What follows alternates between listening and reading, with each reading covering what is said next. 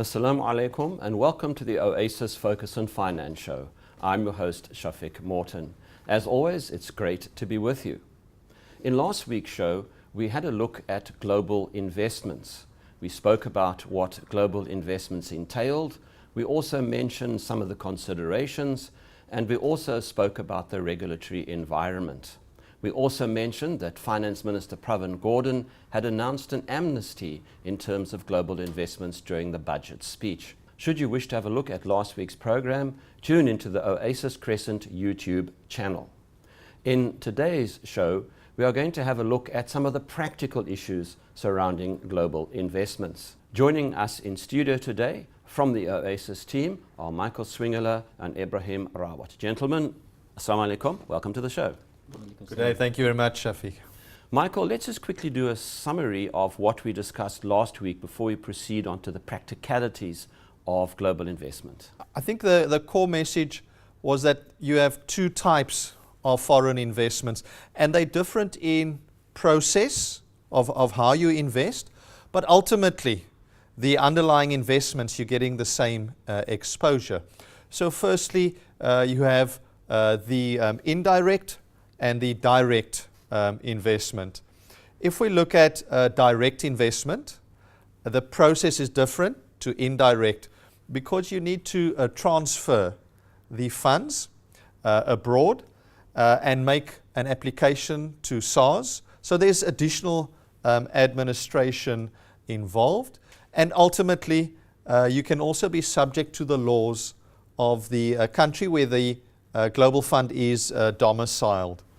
If we look at the indirect, it's a bit simpler and a bit easier in terms of the administration process because you're investing in a South African collective investment scheme that feeds into the global fund. But that would ultimately be the same global fund that you would be investing in if you go the direct route. So for an indirect fund, your primary vehicle or investment vehicle is South African based, and you're therefore only subject to the laws locally. I think the important thing is that both provide you with the benefits of investing globally. And as I've indicated, it's just the process of how you actually initially invest that is different, and then the tax laws that apply subsequently. But let's look at the benefits. You get exposure to the world's leading companies, the likes of a Microsoft and an Apple. So companies that are global leaders in their respective markets. And the reason why you want some of that exposure is so that you can diversify your portfolio.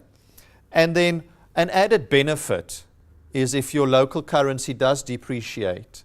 But that's an additional benefit, and that shouldn't be the main reason, just for investing. I think, firstly, the more important thing is to actually get this company diversification, get exposure to world competitive companies in their sectors, and the currency benefit is just an additional benefit to the investor. Ebrahim, you're a person who deals with clients. You're an investment advisor. What's your view, what's your opinion on the two primary investment options?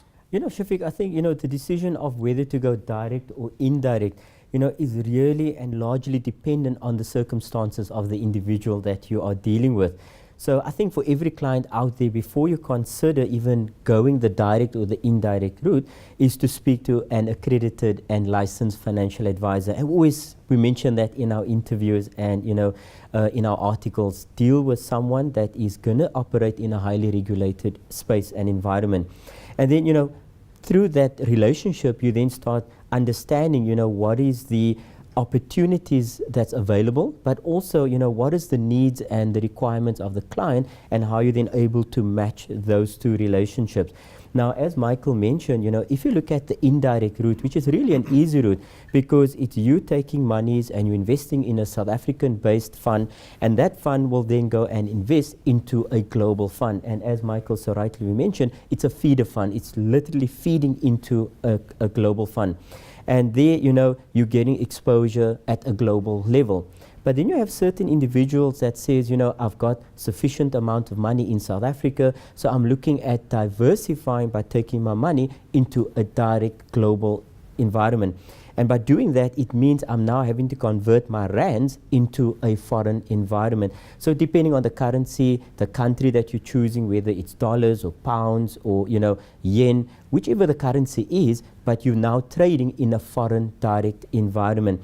And what it then means is when you want to take money out, you don't have to necessarily bring it back to South Africa. You could say, well, I want to pay it into a foreign global bank account. I think the important thing is, you know, whether we decide to go the direct or the indirect route, I think as individuals, we need to have that bit of global exposure. Why? Because, you know, it's creating diversification, it's giving us opportunity to create wonderful companies. And Michael mentioned that, you know, if you take South Africa, and you look at our technology sector, Michael, we know we're very limited, but at a global space, we have, you know, companies like IBM, we've got Microsoft, they're leading players in their sectors. You can use many examples, whether it's the healthcare sector, but that gives you the opportunity of now diversifying your investment to be able to get exposure at, you know, companies that are going to offer you great performance, great return, and ultimately you now even diversifying the risk within your portfolio. Michael, can you expand on the differences between direct global and indirect global? Those are two key terms that I keep on picking up. Yes, Shafiq, let's look at a couple of the practical differences here. So the currency within which you make your contributions or receive your withdrawals. So for an indirect investment, that all stays in rands. So you'll be making contributions in rands, and when you require some funds, the withdrawals will be made in rands. If we look at the direct investment, as Ebrahim indicated, you're transacting in a foreign currency or a global currency. And therefore, there would be additional processes involved initially when you're making the contribution in translating your rands into that foreign currency. And subsequently, if you want to bring the proceeds from a withdrawal back to South Africa, you're first transacting in the global currency, and then you'll have to convert that back into rand. So some additional processes. But the primary transactional currency for contributions and withdrawals for an indirect fund or feeder fund, it's rands. And for a global fund, it would be in the foreign currency. Then, secondly, the paperwork that is required for an indirect investment, there would be no tax clearance and exchange control paperwork that will be required. And for a direct investment, it will be required. And there are certain rules. You've got your travel allowance, you've got your annual allowance, etc., which under the foreign exchange rules that you will utilize, and as Ebrahim indicated, your advisor can guide you and assist you with that. Lastly, I think what's important is on the actual allowance that you're using. It's important to understand that with a feeder fund, the foreign exchange allowance, you're utilizing the investment manager's foreign exchange allowance.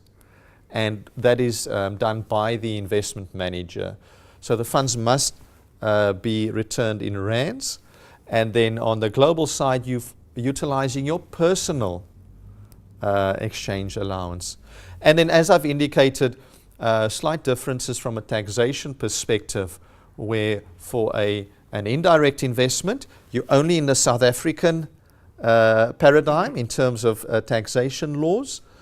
For direct investment, you could also be subject to some of the tax laws in that foreign country where you invested.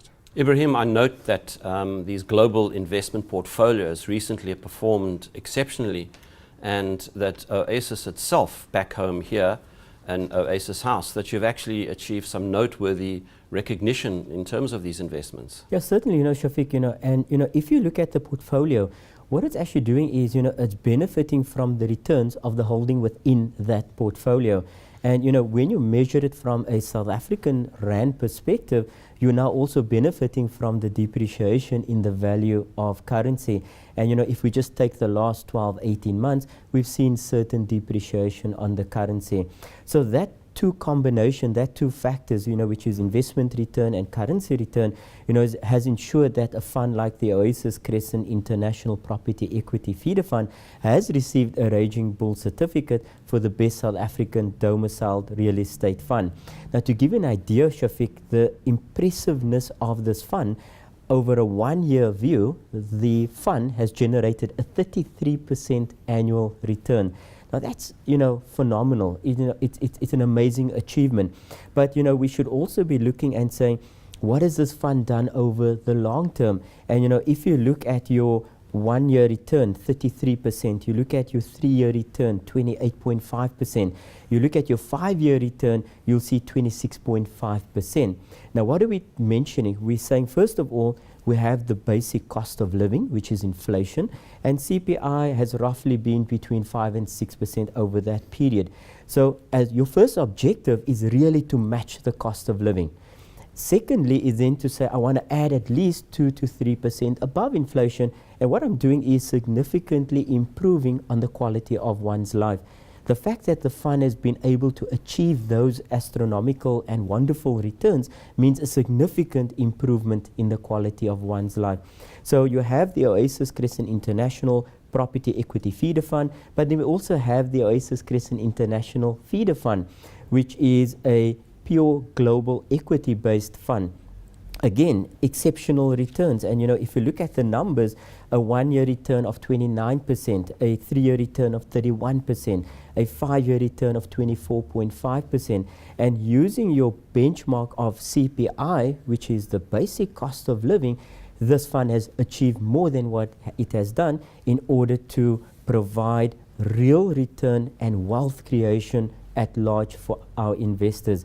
In addition, many of our direct global funds, they've also received a number of international awards, and they've received recognition, and the organization is currently regarded as the global investment leader in the Sharia space by offering these type of investments. Michael, let's have a look at something else. This is called Direct Global Product Offering. We've spoken about it in the first segment of the show.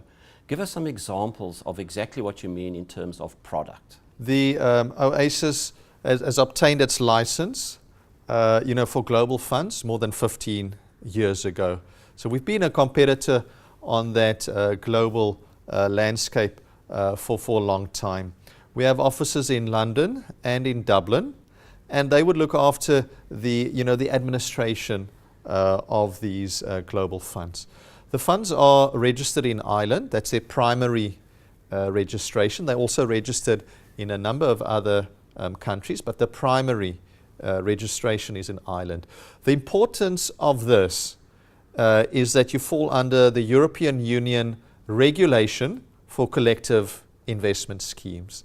So you have a very robust regulator, and I think that's very important from an investor's perspective, and from Oasis' perspective. We want to operate in the best global markets and practice in terms of regulation and standards. If we look at the range of direct options, there are 6 funds. So you will have your typical asset class funds, which will start with your building blocks, which is equity, property, and income. So those are your basic, each of the basic asset classes, and investors can get exposure to world competitive, Sharia compliant funds in each of those asset classes. Then I think the key focus from an advisor's perspective it would be the actual balanced fund range. And there we have a low equity, a medium equity, and a variable equity global funds. And those are ideal for financial planning, depending on your risk profile as an investor. All these funds are authorized for sale to South Africans.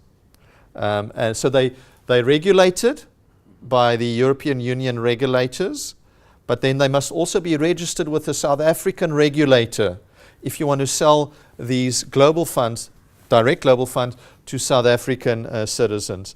And listeners should contact the Oasis investment advisor to guide them through the process of making these direct investments. Okay, Michael, you've made the path to direct global investment very clear to us.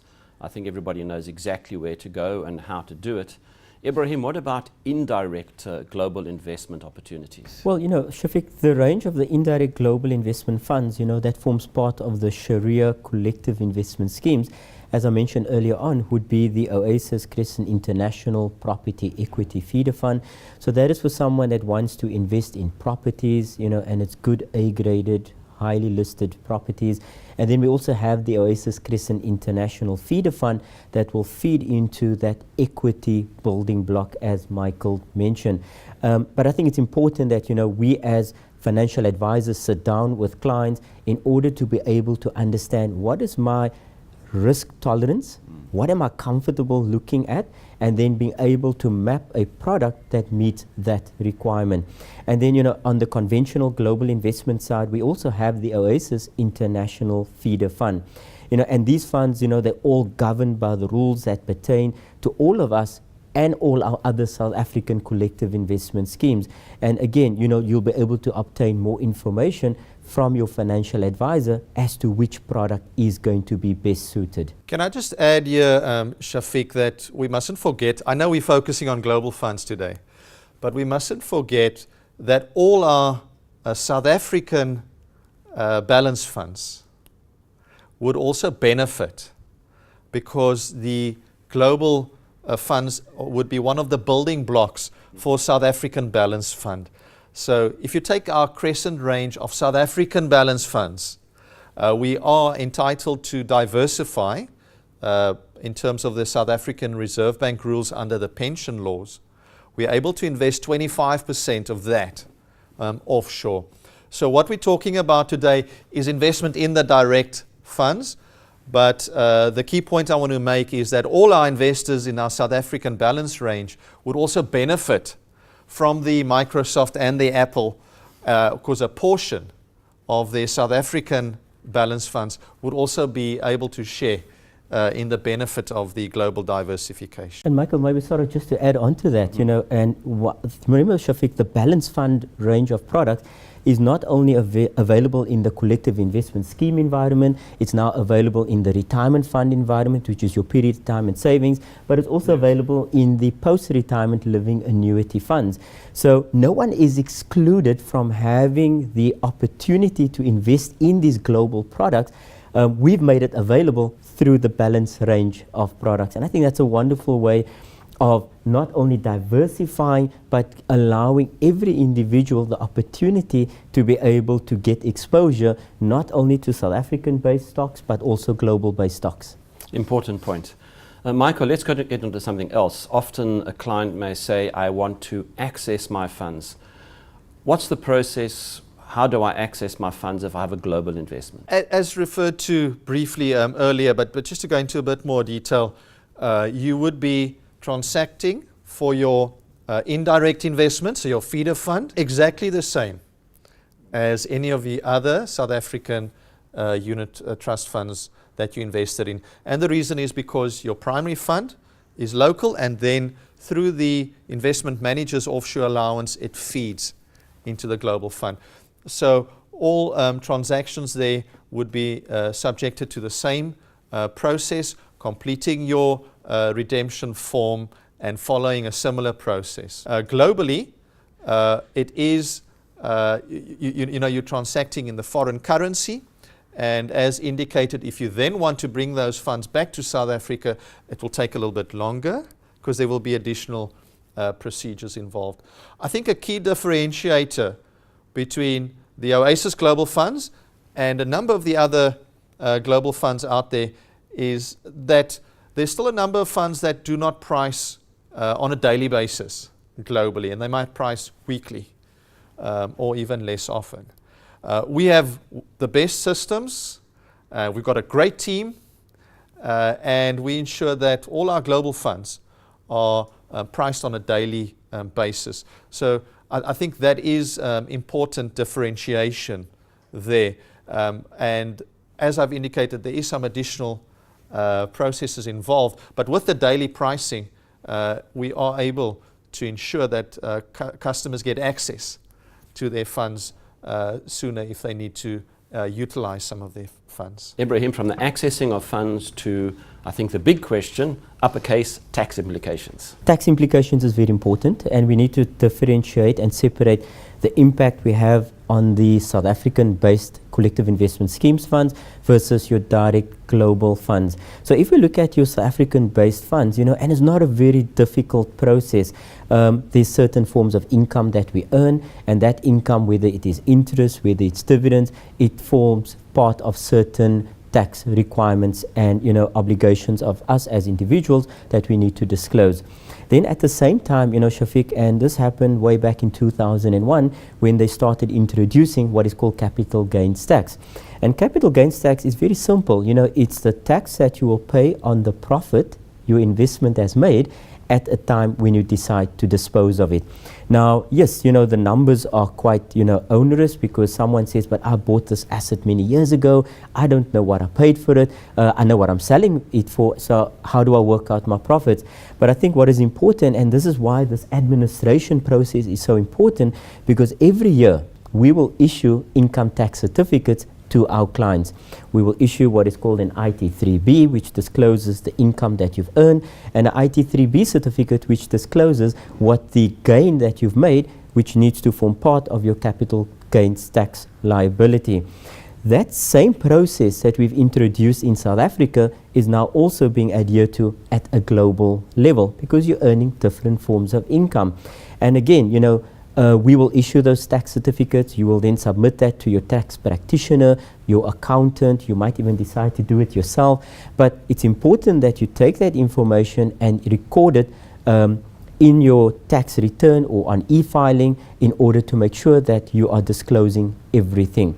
Then, in terms of both the underlying investments from an indirect or direct perspective, remember, we are also investing in what is called tax-friendly countries.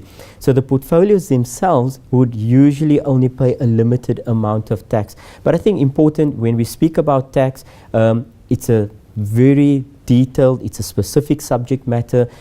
We need to also make sure that we speak to our specialists, which are the tax practitioners and accountants and auditors, and I think they will be able to guide you quite easily. The next question, Ebrahim, what is the impact on my estate if I have a global investment? Well, I think, for estate planning purposes, your global direct investment, would usually be dealt with as if it was a local investment. Remember, you're a South African, but you have money abroad in a global offshore investment.